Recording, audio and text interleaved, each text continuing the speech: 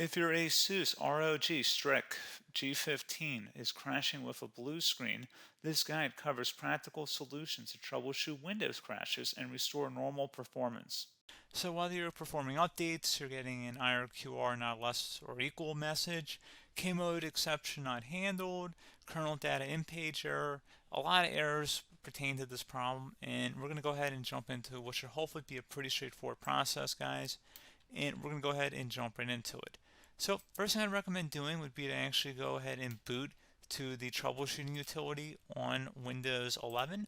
So if you do a hard power off 3 times in a row, Windows should automatically attempt to launch the starter prepare utility.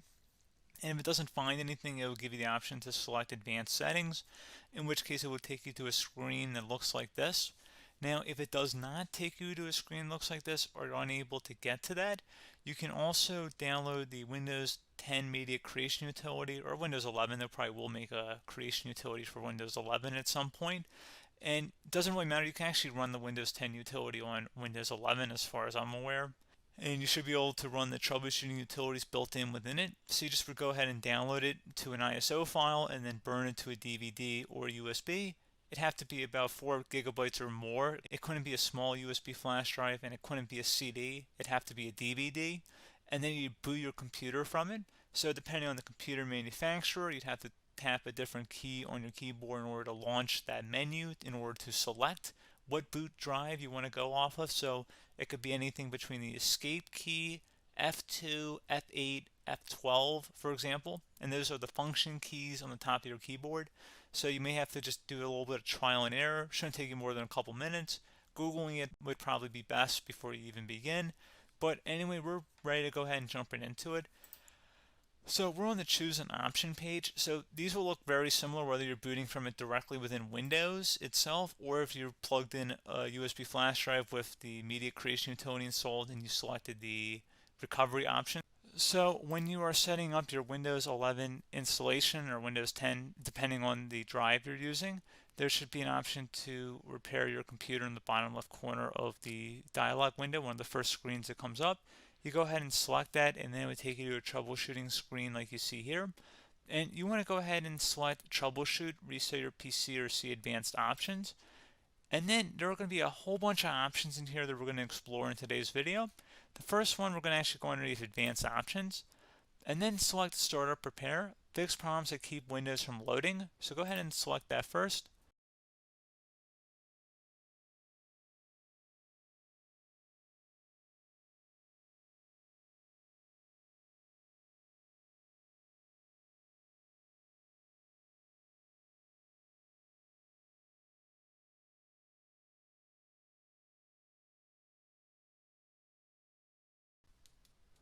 Okay, so you can see it could not repair our PC. That was our first option we could try.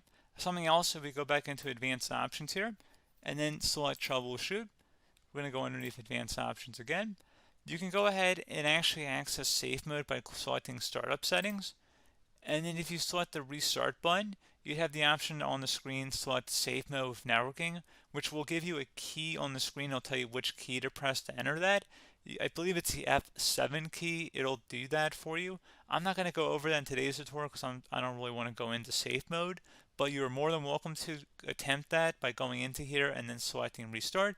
Again, it'll launch another screen. It'll say what key do you want to press, and it'll give you like 7 or 8 different options, and you want to select safe mode with networking. There's also an option for a command prompt too, but that's going to be something we're going to cover later in this video, and we don't even have to go through that in order to access it. So that's why I'm not going to really push for that, because unless you know exactly what's causing the problem, you probably don't need to go into safe mode. Unless you're trying to recover files, in which case then you definitely can go into safe mode, but we're trying to actually recover our computer here. So I hope that makes sense.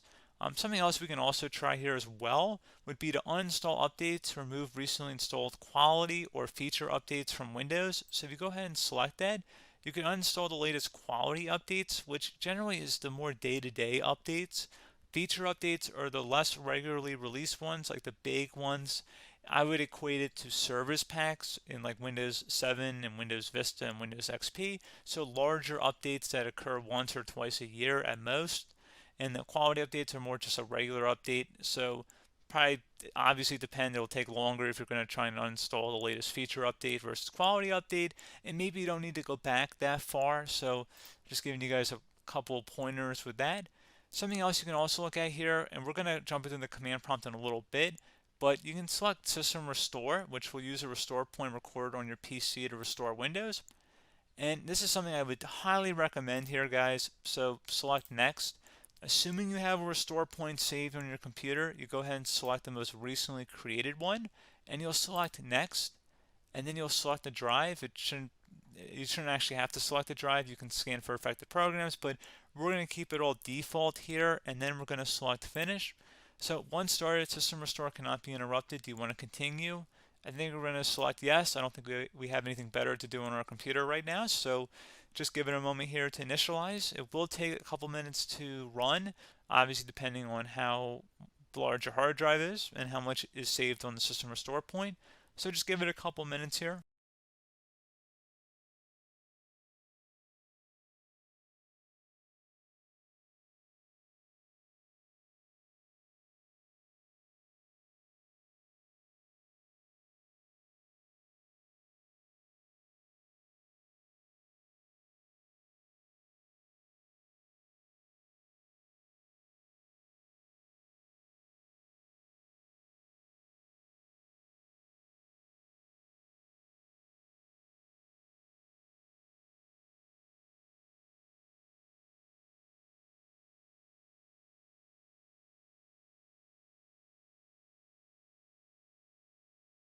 Okay, so you can see System Restore completed successfully. The system has been restored. Your documents have not been affected. Click the Restart button to restart your computer. Go ahead and select Restart.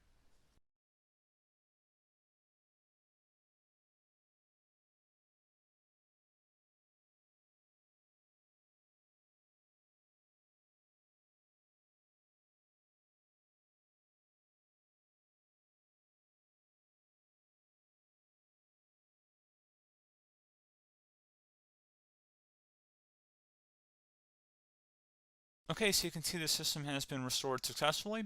We're going to go over a couple different methods in addition to that if that did not work. So I'm just going to pause the video and we're going to start back on the recovery screen that we started with. Okay, so a couple other things we can try here too. If you go back into troubleshoot, you can select reset your PC, while you choose to keep or remove your personal files and then reinstalls Windows. You can select to keep my files, which will remove apps and settings but keeps your personal files.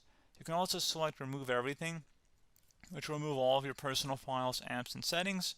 So this is more of a factory reset, the second option here. First option, it should not delete all of your personal files. However, it will pretty much clear most of your programs, and keep in mind, there's no guarantee that your information, number one, is even still available and easily recoverable on your computer to the point that you actually would be able to recover anything.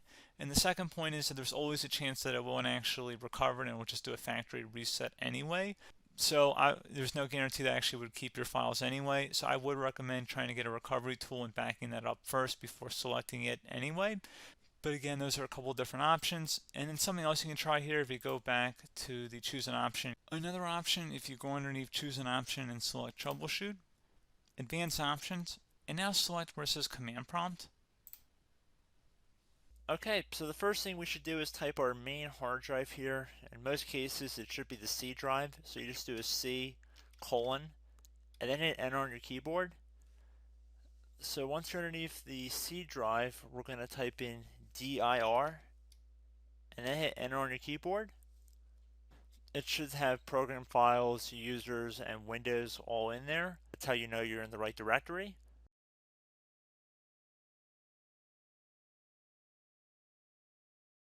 In some cases, it might be the D drive as well, so just keep that in mind.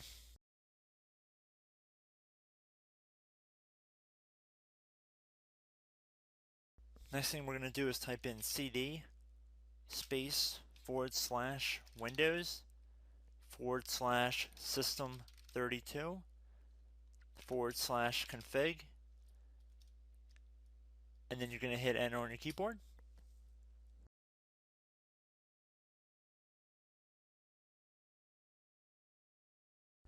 So now you're going to type md space backup, If you've seen other tutorials, it might also say to put down MD backup. That's because the backup name is pretty common when you want to back something up. So you can name this whatever you want, doesn't have to be backup. So if you've already made a backup folder in the past, you could do backup 1, for example. So once you're done setting the name you want the backup to be called, hit enter on your keyboard again.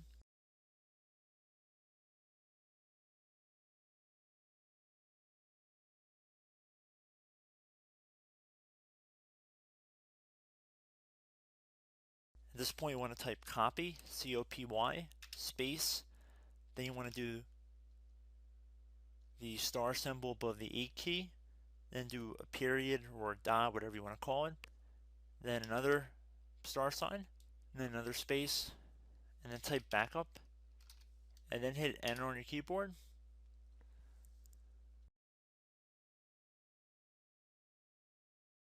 Now you want to type CD reg back, REG BACK, and then hit enter on your keyboard. So now that we are under the reg back, so now you want to type DIR again, and then hit enter.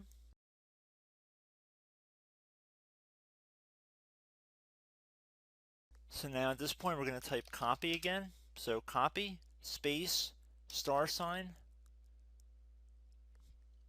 dot, another star sign, space, and then 2 dots. So we're going to type copy, space, star sign, dot, sign, star sign, dot, dot, and then hit enter on your keyboard again. So for overwrite, you want to overwrite all.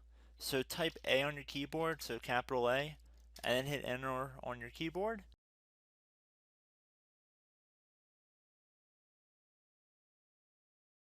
So at this point you should be good to go. You can close out of the command prompt window, and if you accidentally continue to Windows 10 you should be all set. So I hope one of these 3 or 4 different methods we went through in this tutorial helped you guys out.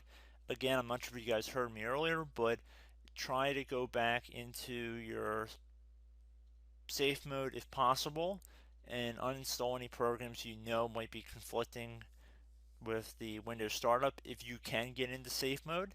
So just keep that in mind. Something very simple like that could be blocking up everything. So again, I hope this tutorial helped you guys out, and I will catch you in the next tutorial. Goodbye.